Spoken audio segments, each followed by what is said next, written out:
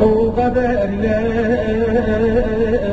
cenk ederim, kollarım hasta benim. Esip asla hava vermez, yerlerim hasta benim. Sordum bugün bülbüllere, niye böyle kanarlar? Bahçı vakı hizmet etmemiş, güllerim hasta benim. Sordum bugün neden böyle kanarlar? Oğul bahçı vakı hizmet etmemiş, güllerim hasta benim.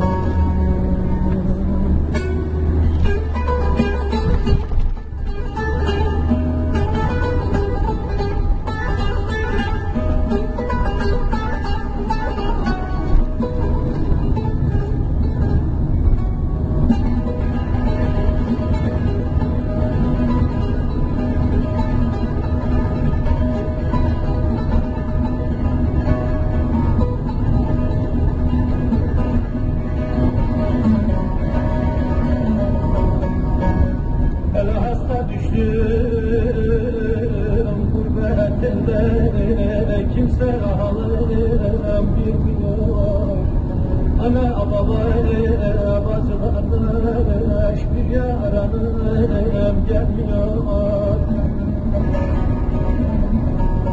Oğul etrafımı kuşlar sardı, yana ışıkta girmiyor. Sularıma zehir battı, gönlüm hasta benim. Oğul dertyanımda kuşlar vardı, yana ışıkta girmiyor.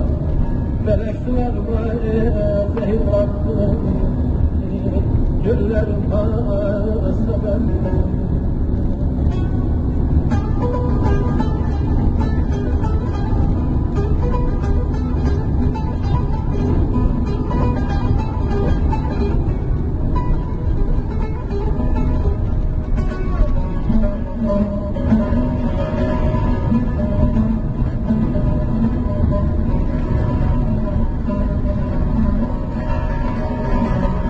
Bir çare kurban olur, sinemden açmanım. Erkek tabip sen elleme, koyarsın zırhlanım. Baba gece gündüz leyli nahar, dağı gezen çobanım. Kuzularım meşgul, Allah'ım hasta. Oğul gece gündüz leylim nahar, dağı gezen çobanım.